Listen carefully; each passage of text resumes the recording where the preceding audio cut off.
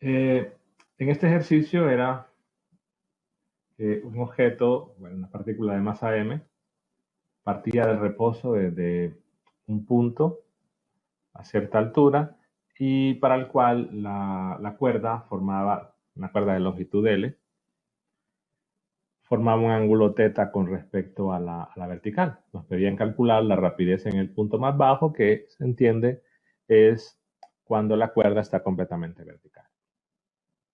Vimos el diagrama de cuerpo libre.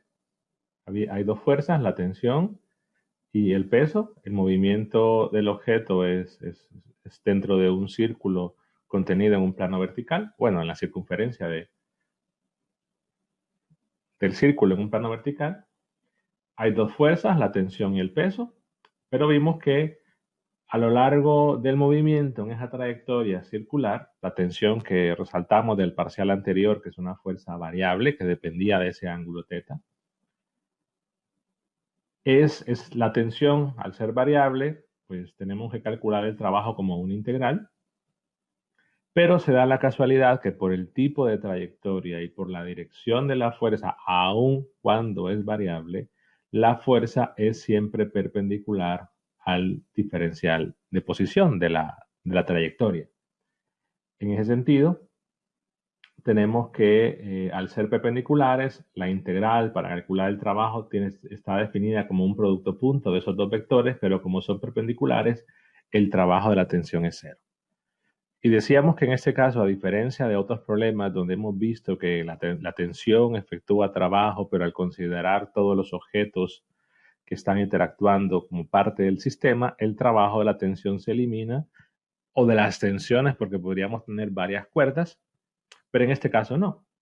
El trabajo de la tensión es cero. Entonces, la única fuerza que efectúa trabajo es el peso a lo largo de la trayectoria circular entre el punto inicial y el punto final. Lo que sucede, y fue lo último que comentábamos en, en la clase del viernes, que la trayectoria, que es lo que está marcado en amarillo, que es la trayectoria circular, el peso es una fuerza que siempre es vertical, o la fuerza de gravedad es una fuerza que es vertical, de magnitud igual a mg, y el diferencial de r es un vector tangente a la curva. Por lo tanto, se puede ver, y esto quizás lo hacía más grande, que ese ángulo, el ángulo entre la fuerza y el DDR, va cambiando. En realidad, ese ángulo va aumentando. Entonces, en este caso, aun cuando la fuerza es constante, al variar el ángulo de la fuerza y el DDR, tenemos que calcular el trabajo de la fuerza común con una integral. La integral se puede plantear, les queda de tarea a ustedes, eh, creo que va a aparecer en un video después un ejemplo haciendo la integral, pero la opción en este caso era utilizar el hecho de que la fuerza de gravedad es una fuerza conservativa. ¿Y qué implicaba eso?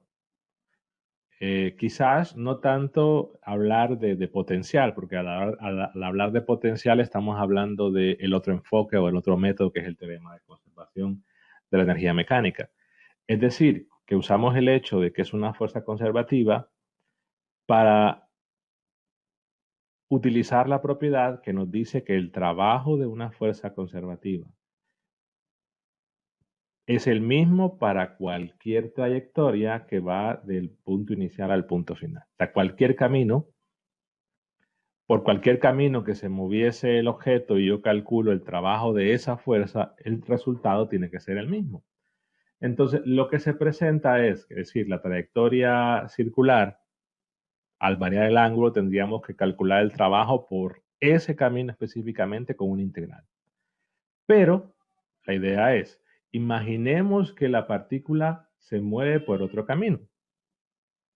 El resultado que obtenga por cualquier camino, por ejemplo, el camino que está marcado en verde o el camino que está marcado en anaranjado, tiene que ser el mismo.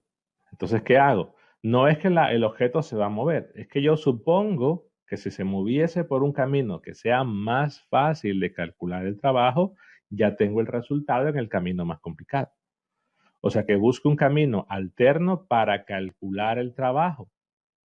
Si por ese camino alterno obtengo que el trabajo es 5 joules, por decir un número, entonces el trabajo por cualquier otro camino, incluyendo el que no voy a plantear como una integral, pero que se puede hacer, va a ser 5 joules. Entonces, esa es la idea. Calculamos el trabajo de la fuerza de gravedad en el camino que tengo marcado en verde. Pero en el camino que está marcado en verde, voy a poner acá,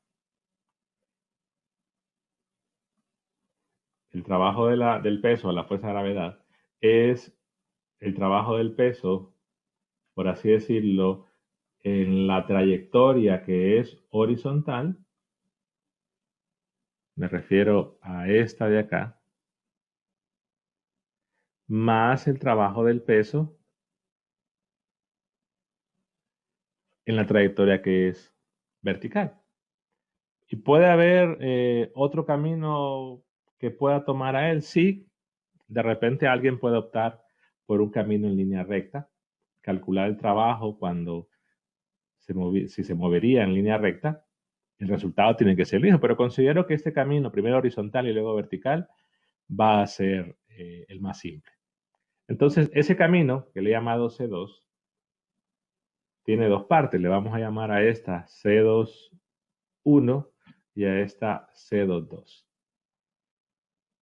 Lo que sucede es que en el trabajo del peso, en el camino C2.1, notemos que el desplazamiento es en ese camino horizontal y el peso, bueno, la fuerza de gravedad es vertical.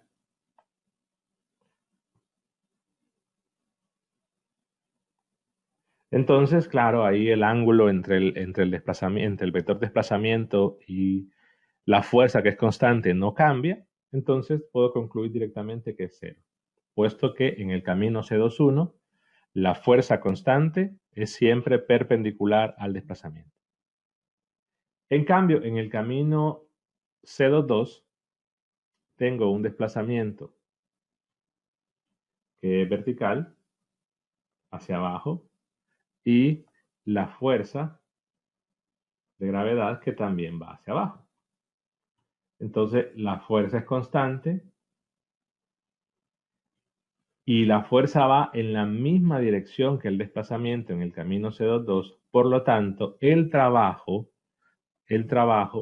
es básicamente en la trayectoria C2.2, la fuerza, el trabajo es positivo porque la dirección es la misma del desplazamiento, la fuerza por la magnitud del desplazamiento que efectúa en el camino C2.2. Y me refiero a esta distancia. Le voy a llamar H.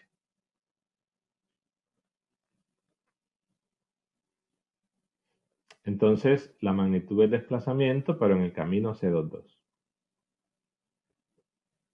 Realmente el desplazamiento en el camino C2.1 no importa, puesto que el trabajo ahí ya dijimos que es cero. Entonces, vean que el trabajo del peso, al utilizar un camino alterno, es simplemente el producto de mg por h.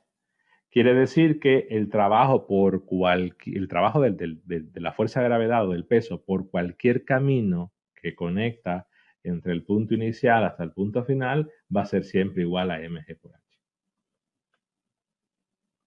Incluyendo el camino que es el original, el camino donde realmente se está moviendo en este ejercicio, que es el camino en color amarillo. Entonces, esa es la forma de aprovechar una fuerza conservativa por un camino alterno, que ese camino nos brinde una forma rápida o más simple de calcular el trabajo. Entonces, ya dijimos que el trabajo del peso es mg por h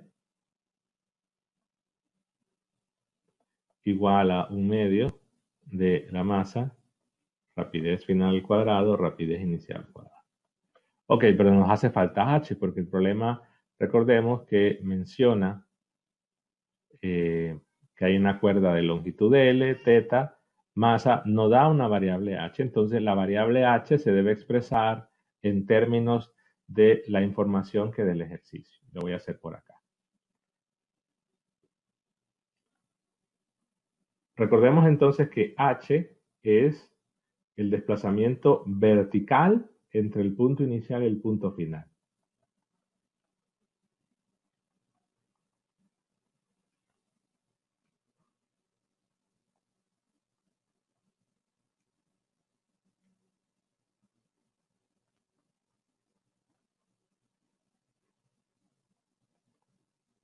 Vamos a hacer así en grande. Entonces, h, según lo que acabo de definir, h es esto.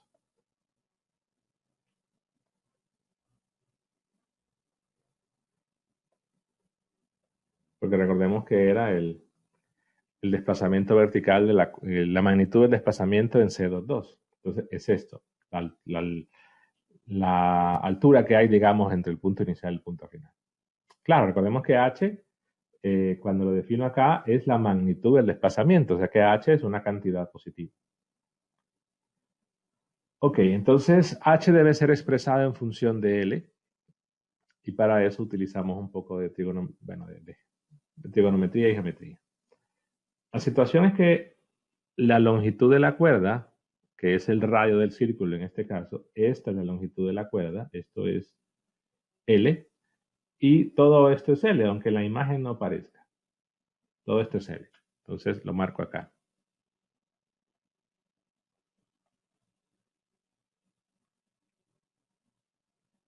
Entonces, para poder, lo voy a hacer un poquito incluso más acá. H debe ser expresado en términos de θ y L, que son variables que el problema da. Entonces, para encontrar L, me hace falta esta distancia.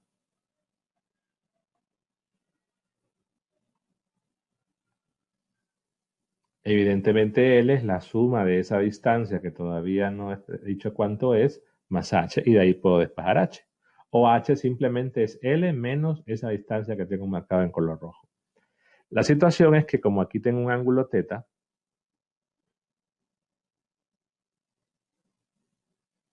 entonces, pues por trigonometría, si lo quieren decir así, esta distancia es L coseno de θ. También podría encontrar la distancia esta horizontal, pero esa distancia es L seno y en realidad, pues para este ejercicio, esa distancia no es utilizada. Por lo tanto, yo puedo definir que mi h es igual a L menos L coseno. Por lo tanto, h lo puedo escribir así, factorizando el L, 1 menos coseno. Y esta es una de las, bueno, esto no tiene nada en realidad de complejo, pero es una de las expresiones muy utilizadas en física 200, que van a haber problemas, casi siempre se ven problemas de péndulos. Entonces, en este caso, a tener un péndulo es algo con, bueno, esto es un péndulo en sí. Entonces, cuando están en 200, siempre ha sido una pregunta obligada a los estudiantes de dónde salió esto, y parece que se olvidan que lo hicieron en física 100, pero que en realidad esto no es nada de física, es decir, esto es geometría. Entonces, simplemente la distancia h es L menos L, que se puede escribir de esta forma, L por 1 menos coseno. Entonces regresamos aquí. Vean que esa h es expresada en términos de variables que da el ejercicio. Ok, entonces reemplazamos. Bueno, veamos que puedo dividir entre la masa, es decir, divido entre m todo y la masa se va, o sea que la respuesta no depende de la masa. Pero antes de reemplazar h, voy a despejar b final, solo para que vean algo quizás de analizar por un par de minutos. Por ejemplo, si yo despejo la rapidez final, veamos que me quedaría rapidez inicial más 2 veces gravedad por h. ¿Y esto a qué les recuerda? Solo la expresión.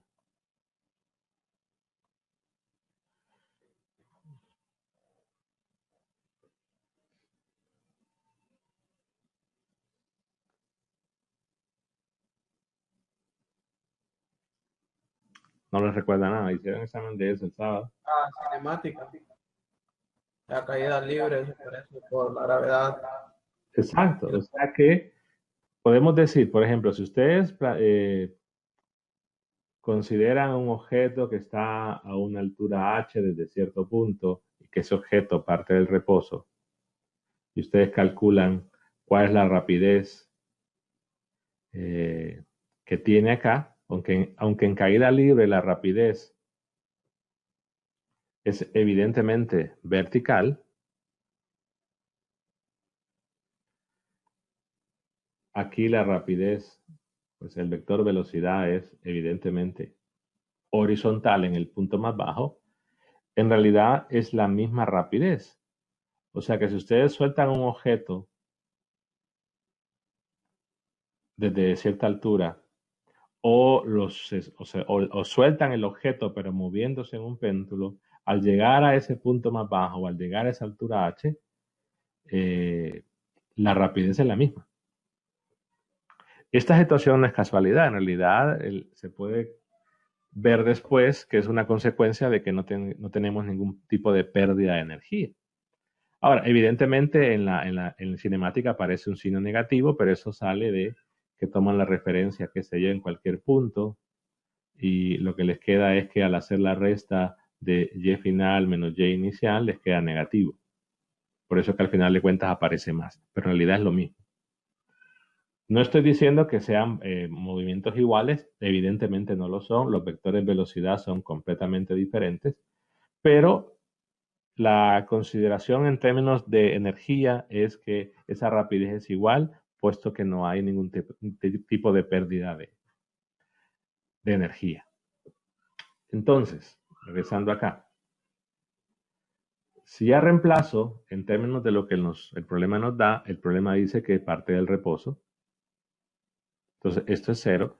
Y esta rapidez final sería entonces la raíz de 2 gravedad por h.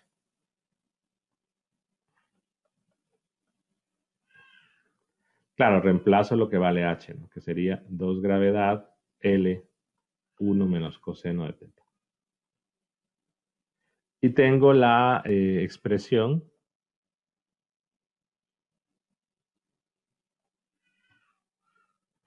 para la rapidez en términos del ángulo teta. Ahí se puede ver que esa rapidez depende del ángulo teta, considerando que en el valor inicial la rapidez es 0. Si ustedes comparan el problema de Tarzán, que sí que se desarrolló o que está resuelto en la parte de dinámica, había un par de variantes, ¿no? Había un par de variantes en que el ángulo me parece que se medía desde acá, en el problema de Tarzán. Igual se puede hacer. Pero la expresión, si ustedes plantean en vez de este ángulo con respecto a la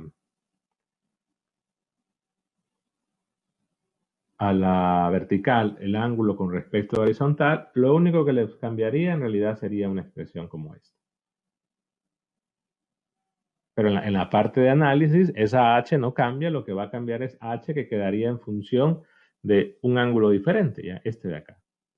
Pero la expresión ustedes pueden comparar, es exactamente la misma.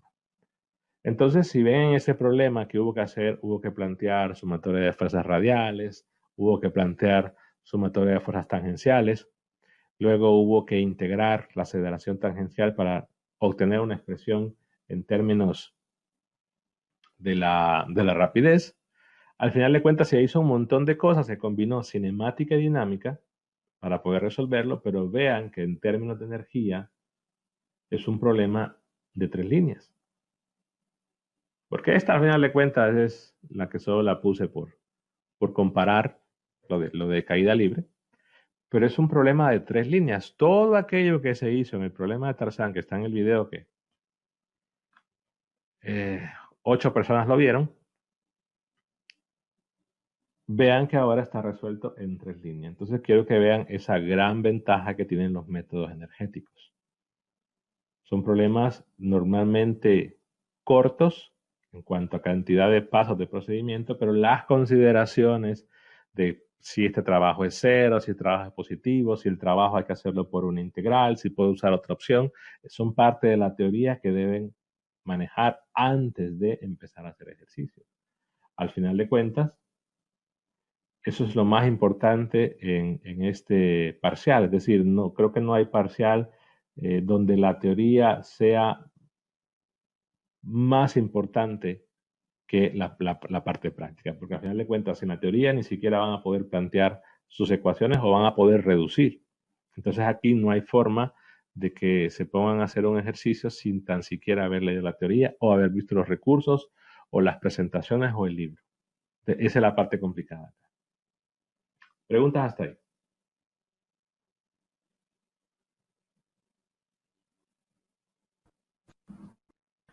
Yo tengo una duda, que yo vi la conferencia pasada, no pude estar por problemas para el lugar.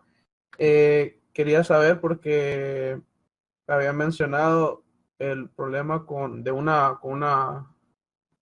una polea, con una tensión. Entonces, ¿cómo podemos identificar? Porque hay veces que la fuerza es constante, a veces no. ¿Cómo podemos identificar eso? O sea, para plantear mejor el problema. Esa respuesta se las da dinámica. Lo sacan de dinámica. O sea, lo responden del parcial anterior. Vamos a ver. Solo pensémoslo así. En el parcial anterior, que ya fueron evaluados y estudiaron, vieron todos los recursos, y lo digo así porque la mente es mentira, la mayoría ni siquiera los vio. Solo por hacer el comentario, hubo personas que tenían como 20 días de no entrar al aula y entraron a hacer el examen. Pero bueno, pensemos en Newton, en todos los ejemplos que tienen resueltos. Los únicos ejercicios donde aparecieron fuerzas variables, ¿cuáles fueron?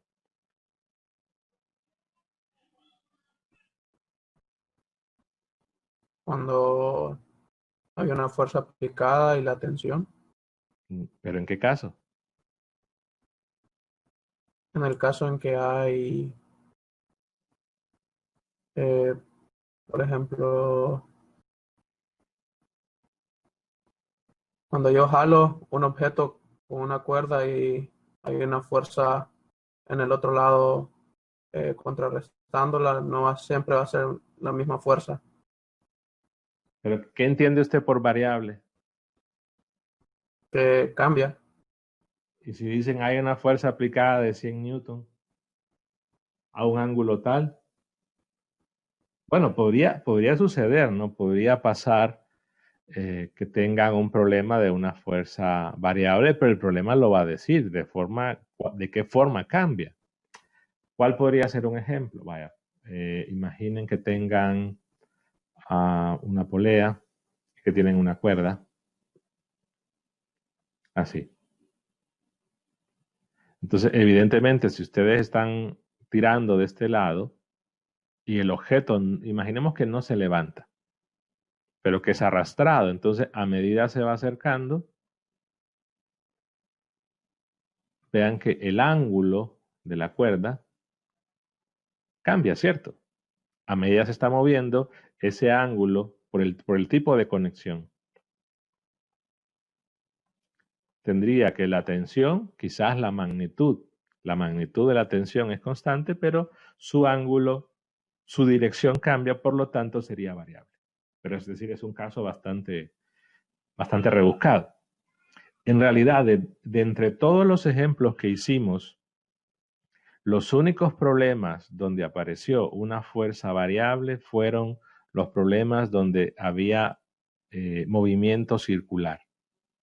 El problema de Tarzán, creo que puse otro de un bloque que les preguntaba en qué punto el bloque se caía del círculo donde estaba moviendo, e incluso se los dejé que lo terminaran. Esos eran los únicos problemas donde tenían fuerzas variables. Aparte de un caso así, o sea, de una situación no tan típica, pero que la magnitud que tengo dibujado aquí a la izquierda, de que el bloque se va moviendo pero no se levanta, y al haber un ángulo que cambia, entonces la fuerza es variable, como vector. O podría haber que les digan de entrada hay una fuerza, también podría ser, imaginen que tienen una fuerza aplicada, que tienen una distancia X y que esta fuerza aplicada depende de esto, depende de la distancia que va recorriendo. Entonces ahí evidentemente se da la expresión que al depender de otra cosa es una fuerza que va cambiando. Entonces, si no da una situación esta que dice específicamente que la fuerza cambie, o lo de la izquierda, que ese ángulo está cambiando por la situación misma del movimiento, entonces la fuerza es variable, pero de lo contrario va a ser constante. A los únicos problemas donde no era algo así, repito, son problemas para los cuales el movimiento es de la partícula en un círculo vertical. ¿Ok? Que comenté también. Ahora, si sucede que en un problema como este, que teníamos un resorte, la fuerza del resorte, que no se estudió en la unidad pasada, sino que apareció hasta ahorita, la fuerza de resorte, por su definición, de acuerdo a la ley de Hooke, es una fuerza variable. ¿Por qué? Porque depende de la deformación. Y a medida el objeto se esté moviendo, cambia la deformación, cambia la fuerza. Entonces, la fuerza de resorte es una fuerza variable. Entonces, por ejemplo, si yo tengo que esta fuerza de resorte es variable, me pregunto, ¿será variable la normal? ¿Será variable la tensión? Ahora veo, la normal en este ejercicio, ¿de qué depende? Bueno, la normal depende de la sumatoria de las fuerzas en el eje Y al sumar las fuerzas en el eje Y no me aparece la fuerza del resorte, por lo tanto la normal va a ser numéricamente igual al peso, la normal es constante. Ahora, ¿de qué depende la tensión? La tensión depende de la sumatoria de las fuerzas en X. Entonces, como la tensión se obtiene al sumar las fuerzas en X, en la ecuación para despejar la tensión va a aparecer la fuerza de resorte. Entonces, si la fuerza de resorte es variable, la tensión va a ser variable. La fuerza de fricción no, porque es mu por la normal y la normal es constante. Entonces, en un problema, y lo mencioné también en la conferencia en los recursos, si tengo fuerzas variables en un eje, en ese eje voy a tener una ecuación diferencial al plantear la ecuación, la segunda ley de Newton. Por lo tanto, la aceleración va a ser variable y las otras fuerzas que dependan o que aparezcan en esa ecuación, pero que no conozca su magnitud, también van a ser variables, porque dependen de fuerzas variables en ese eje. Entonces, si hay un resorte acá, la tensión va a ser variable. Si no hay ningún resorte, no hay ninguna situación que me haga la fuerza variable a menos de algo así, que hay una variación del ángulo. De lo contrario, no, las fuerzas son constantes. Entonces, en este ejercicio, como ya hemos pasado, ya pasamos la parte dinámica, yo les dije. Recuerden el problema de Tarzán, solo que lo voy a cambiar un poquito. La mecánica es exactamente la misma. El problema de Tarzán, la diferencia era que estaba acá y que el ángulo lo medía desde arriba, pero eso no modifica en absoluto. Entonces, yo le dije, en ese problema, ¿qué tipo de movimiento es? Es un movimiento en un círculo vertical. Y recuerdan, se los dije antes y se lo volví a repetir ahorita, en un círculo vertical, las fuerzas van a aparecer variables y van a depender del ángulo. La tensión, la normal podría ser en el problema aquel que les dejé, que se movía no recuerdo cómo era, que había un bloque que se movía. Yo les dije, sigan la misma secuencia y sucedía que en ese problema es la normal. Te volviendo a repetir, en un problema de movimiento en un círculo vertical, casi siempre las fuerzas que aparecen ahí que dependen de la información del sistema, o sea, las fuerzas que de entrada yo no sé cuánto es su magnitud, pero quizás su dirección, esas fuerzas van a ser variables. En un problema donde tengamos resortes, yo tengo componentes de fuerzas que están, por así decirlo, en el mismo eje de la fuerza de resorte, esas fuerzas van a ser variables. De lo contrario van a ser constantes. Pero en realidad saber si es constante o es variable no es una situación de trabajo de energía. Eso hay que saberlo de antemano basado en dinámica de la partícula. No sé si aclara eso su duda. Sí, sí la aclara. Solo quería saber que, dado el caso en la situación de un resorte junto con otra fuerza, quería saber si eso era más mi duda que la dinámica. Sí, podría suceder, por ejemplo, que tienen un resorte, tienen una fuerza aplicada, digamos que esa fuerza, eh, esa fuerza, vean que si la da como dato, entonces tenía que decir, 1000 newton teta. Entonces, aunque tenga esa fuerza, una componente que va en la dirección del eje donde está la fuerza del resorte, el hecho que me diga, la fuerza de 100 newton con un ángulo teta, pero esos valores son constantes. Entonces no tengo más nada que hacer. Me refiero a aquellas fuerzas que su magnitud yo no la pueda conocer de antemano. Su dirección que es así. ¿Cuál es la normal y la tensión?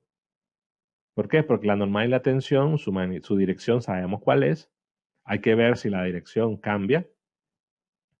Si no, lo que hay que ver es que esas fuerzas, su magnitud dependen de toda la demás información. Entonces, normalmente va a ocurrir que si tengo una cuerda de este lado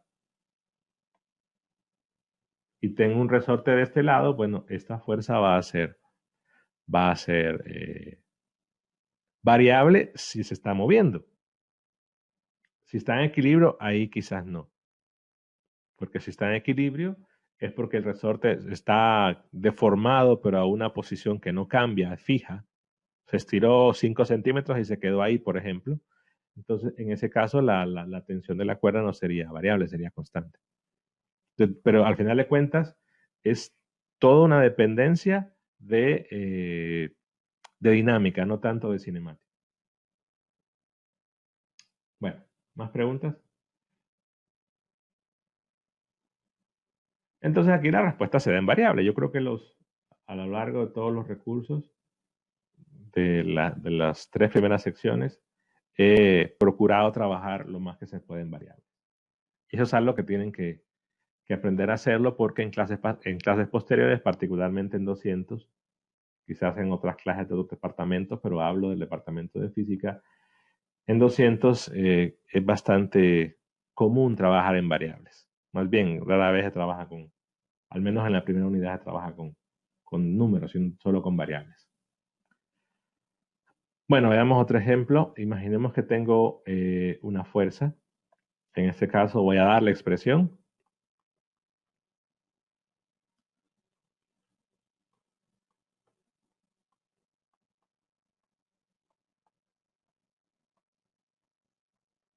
Vean que es una fuerza que depende de la variable y y la variable x, que están medidas a partir de cierto origen.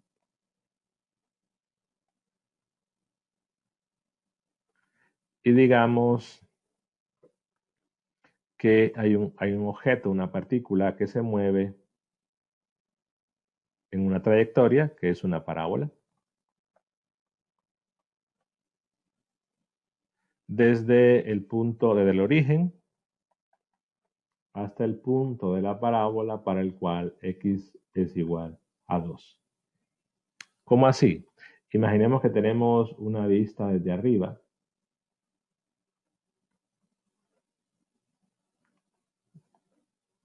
Aunque no hace falta en realidad lo de la vista.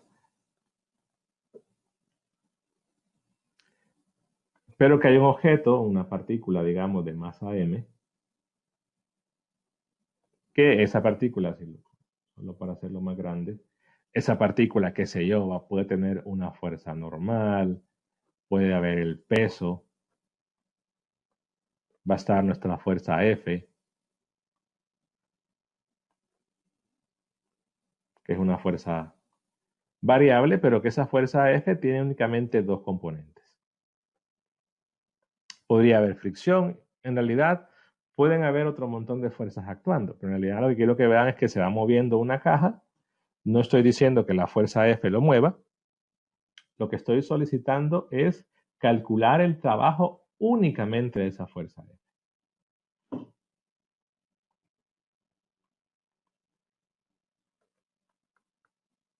No el trabajo de la normal, no el trabajo del peso, no el trabajo de tensión, fricción, únicamente de esa fuerza F.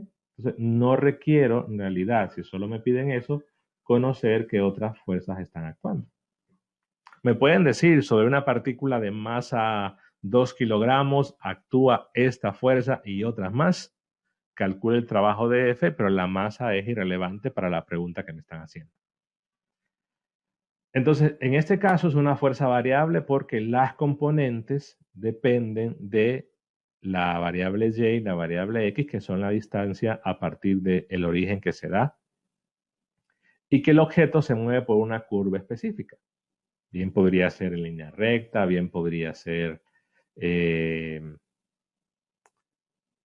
quizás primero horizontal y luego vertical, y vamos a ver esa parte después. En realidad, yo no sé si es conservativa. Hay un criterio para probar si es conservativa o no. En el caso del peso, yo de antemano sé que la fuerza de gravedad es conservativa, que una fuerza constante es conservativa, que la fuerza de resorte, esas sabemos de entrada que lo son, pero esta no. Claro, hay un criterio con derivadas parciales que solo lo menciono, pero no es algo que como lo mencioné, como no es parte del requisito el conocer derivadas parciales, aunque a estas alturas se espera que lo hayan visto, ustedes pueden aplicar el criterio para ver si es conservativo o no, pero es que en realidad no me están preguntando si es conservativo o no, me están pidiendo cuánto es el trabajo de esa fuerza.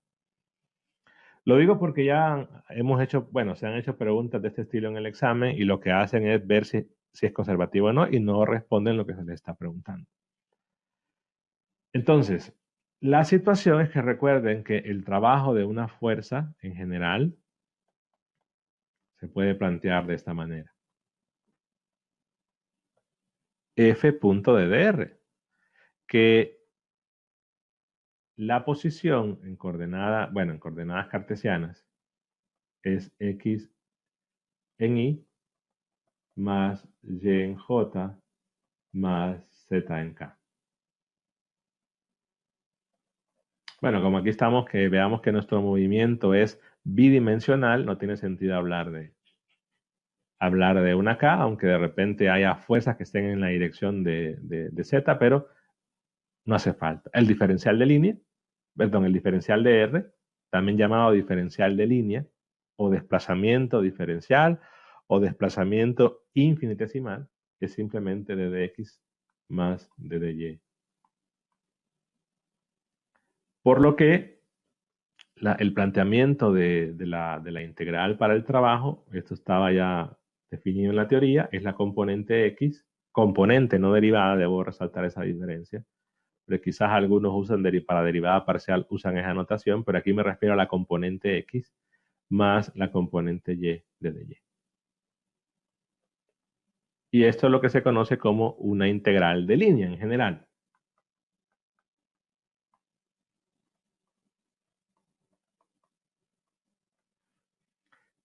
¿Por qué razón? Bueno, porque es una integral, vean que aparecen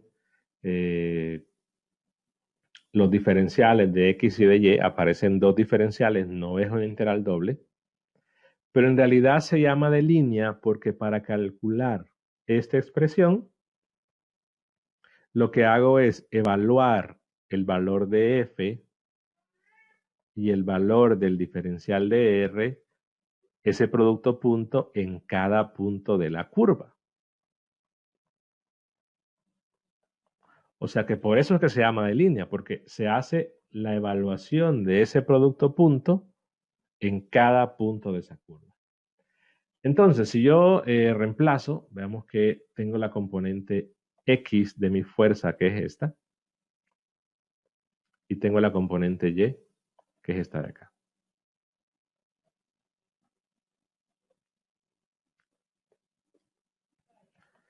Tenemos entonces que si reemplazo, tengo la integral. Voy a poner aquí una C para decir que me refiero a esta curva C.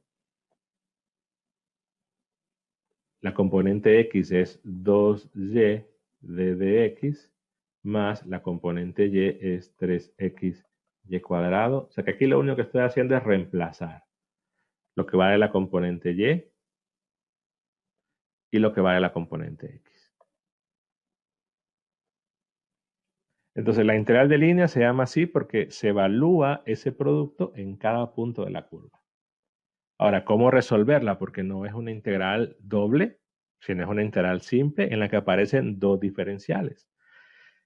Entonces, esta idea la conocen desde cálculo 1 o a principios de cálculo 2. Ustedes tenían una aplicación de un volumen de revolución, un área entre dos curvas, centroide. Al final de cuentas, tenían una integral para la cual ustedes habían definido que su integral era con respecto a la variable y, pero había x en su integrando, entonces lo que hacían era expresar esas x en términos de la variable integración. Esto es algo que tuvo que haber aparecido en cálculo 2. Expresaban todo en términos de la variable de integración, fuese x, fuese y. Aquí es la misma historia. Hay que expresar en términos de una sola variable para poder integrar. Es decir, que se debe decidir y la decisión es digamos, independiente. O sea que si deciden integrar con respecto de x o deciden integrar con respecto de y, el resultado debe ser el mismo. O sea que lo que vamos a hacer es expresar nuestra integral en términos de una sola variable que puede ser X o puede ser Y, la que ustedes quieran. ¿Cómo expresamos eso en función de una sola variable? Recordemos entonces que es integral de línea porque se evalúa ese producto punto en cada punto sobre la curva. Y en cada punto sobre la curva, la variable Y y la variable X cumplen esta relación. O sea que es con la ecuación misma de la curva, que vamos a expresar todo esto en términos de una sola variable, la que ustedes quieran. ¿Cómo así? Bueno, que tengo y es igual a x cuadrado y yo también puedo tomar el diferencial de y, que en este caso es 2x de dx. Entonces, estas dos ecuaciones, la de la curva y la del diferencial de la curva, son las que me permiten expresar esto en función de una u otra variable. ¿Cómo así? Por ejemplo, si yo quiero expresar mi integral en función solo de x, debo cambiar esto. La y, estas se deben de cambiar. ¿Por qué la debo de cambiar? Bueno, por la relación de y. Y es igual a x al cuadrado. Pero también debo cambiar el diferencial. ¿Y el diferencial por qué? Bueno, por d de y igual a 2x de dx. Al hacer ese cambio, observen que me va a quedar solo x y ya puedo trabajarlo como una integral normal. También, así como puedo dejar solo en función de x, también puedo dejar solo en función de y. En el caso, si lo quiero dejar en función de y, debería cambiar esto, el diferencial de x, despejando de la relación que está a la derecha, y debería cambiar la x, despejando la x de esta relación. Se selecciona una variable u otra, el resultado es el mismo en cualquiera de las dos selecciones. Solo en qué podría cambiar, lo usual, ¿no? Si yo decido integrar con respecto de x, bueno, la x cambia o varía. Te trago esto. Aquí, ven, ya salió. Si yo voy a integrar la x, mis límites de integración van a ser de 0 a 2. Pero también hay que tomar en cuenta que en una integral de línea me dicen cuál es la orientación o cómo se está moviendo la curva. Es decir, si este es el punto inicial y este es el punto final. Pero podría ser al revés. Si está marcado de esta forma, este es el punto inicial y este es el punto final, y yo integro con respecto de x, quiere decir que mi integral va desde 0 hasta 2. Pero podría pasar en otro ejercicio que sea quizás la misma curva, pero venga así. Entonces, este es mi punto inicial, este es mi punto final, y se integra desde el x inicial hasta el x final. O sea que en ese caso, al cambiar el sentido de la curva, yo integro desde x2 hasta x igual a 0. Hay que tomar en cuenta esa diferencia, que la orientación o definir de dónde a dónde va, me va a decir cuál es el orden del límite en la integral. Si decido integrar con x, en el caso de este, va de 0 a 2. Ahora, si yo decido integrar con respecto de y, lo que tengo que ver son los límites de la variable y.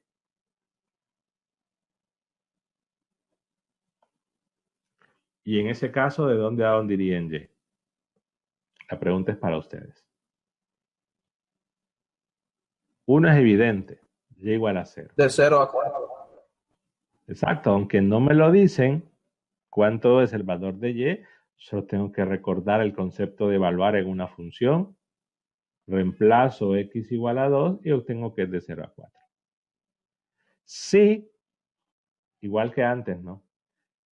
Si cambian el sentido de la orientación, pues sería la integral de 4 a 0. Depende, pues, cuál sea el punto inicial y cuál sea el punto final. Entonces, si deciden integrar con respecto a una variable o a otra, los límites tienen que estar expresados según cómo cambia esa variable, pues en la porción de curva que les den, pero también tienen que ver el orden de acuerdo a cuál es el punto inicial y cuál es el punto final. Entonces, en este caso, pensando acá, pues decido dejarlo todo en función de x. Ustedes, pues después en sus casas lo pueden hacer integrando y dejándolo en función de y tienen que ver que la respuesta es la misma. Entonces la integral sería de 0 a 2 y cambio, ¿no? 2 por x al cuadrado. Ahí cambié la y, diferencial de x, más 3x por y la y va al cuadrado. Entonces queda x al cuadrado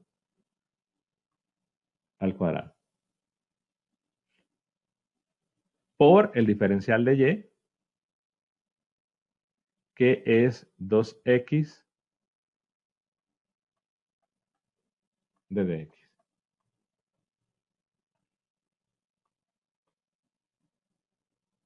Entonces lo que está en rojo es la y que cambié y lo que está en verde es el diferencial. O sea que todo esto se puede escribir. El diferencial lo puedo poner al final. Aquí sería 2x cuadrado más, aquí es x a la 4, x a la 5, x a la 6. Entonces sería 6x a la 6. Diferencial de x.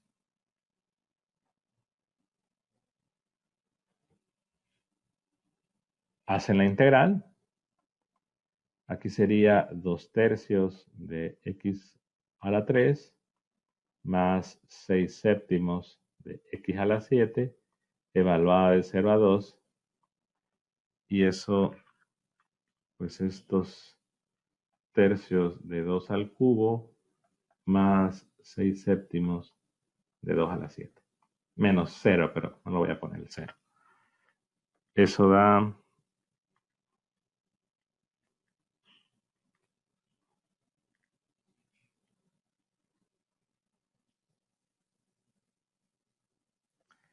2416 entre 21. Y claro, si la posición, tendrían que decirlo acá, ¿no? Que la X está en metros y que la fuerza está en Newton. No lo dicen en realidad, pero supongamos que estos son Newton y que la X que me dan son metros. Entonces, si la posición está en Newton, en metros, y la fuerza está en Newton, pues el trabajo estaría en joules.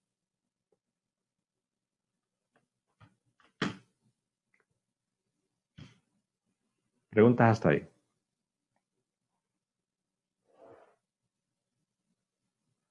Entonces, simplemente en una integral de línea, para calcular el trabajo con la ecuación de la curva, es que vamos a expresar todo en términos de una variable. ¿Cuál variable sea?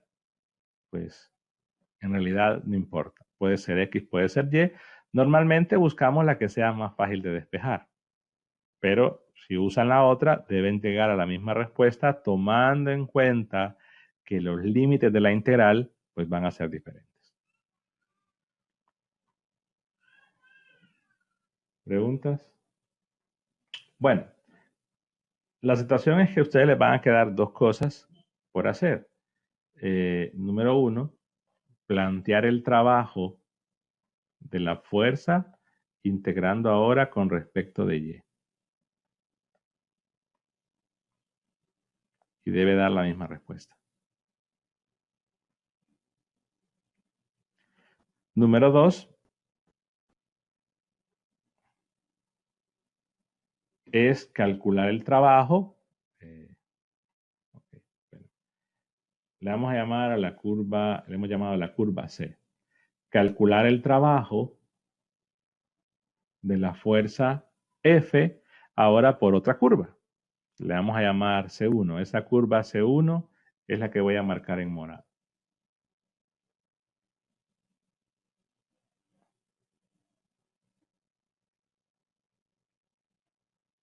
O sea, la curva C es esta. La curva C1 está formada por dos tramos.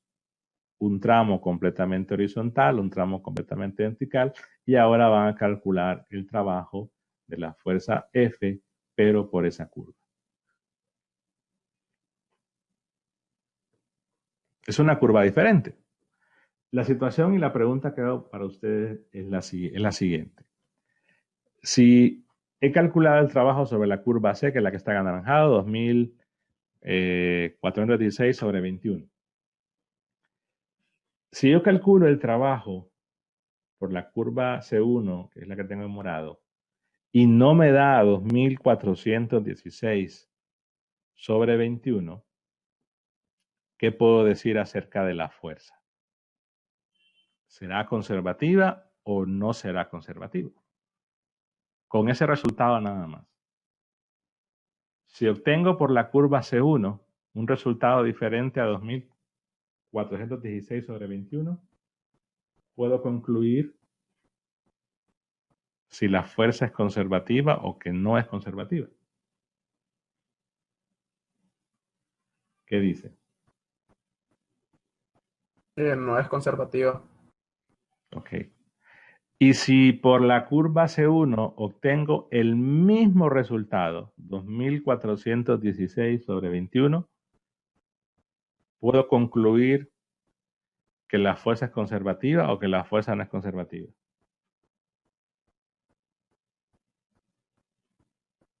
No se puede concluir por lo que leí en la teoría. Exacto. Si da el mismo resultado, no pueden concluir, porque para concluir que la fuerza es conservativa, tienen que probar todos los caminos que hay entre esos puntos inicial y final. Que dos me dé lo mismo, puede que un tercer camino no me dé igual. Entonces, en realidad, el trabajo, con el resultado del trabajo, rara vez puedo concluir que la fuerza es conservativa. La conclusión segura es cuando sea no conservativa. Pero en muchos casos, como el que acabo de decir, no se puede saber si el resultado es el mismo por dos caminos. ¿Cuál es la forma más práctica de probar si es conservativa o no? Lo que mencioné de derivadas parciales, que para aquellos que ya saben que es una derivada parcial, pueden probarlo en este caso. Bueno, entonces les queda a ustedes esas dos cosas: calcular el trabajo por la curva C, que es la anaranjada, pero integrando con respecto de y calcular el trabajo por la curva C1. Noten que en C1 van a tener que hacer dos partes: el trabajo en la parte horizontal más el trabajo en la parte vertical, siguiendo la misma idea. Bueno, si no hay preguntas, entonces Nos vemos el miércoles. Y recuerden terminar de ver los recursos. Dígame. Solo una consulta. En la guía de ejercicios hay un problema parecido a esto usando I y J, pero la gráfica es lineal y no nos da la ecuación. Entonces hay que encontrar la ecuación, pero no me da tampoco de dónde inicia, dónde termina. Entonces ahí yo puedo suponer su comienzo y su final. Espérenme, déjenme ver. Voy a cortar la grabación.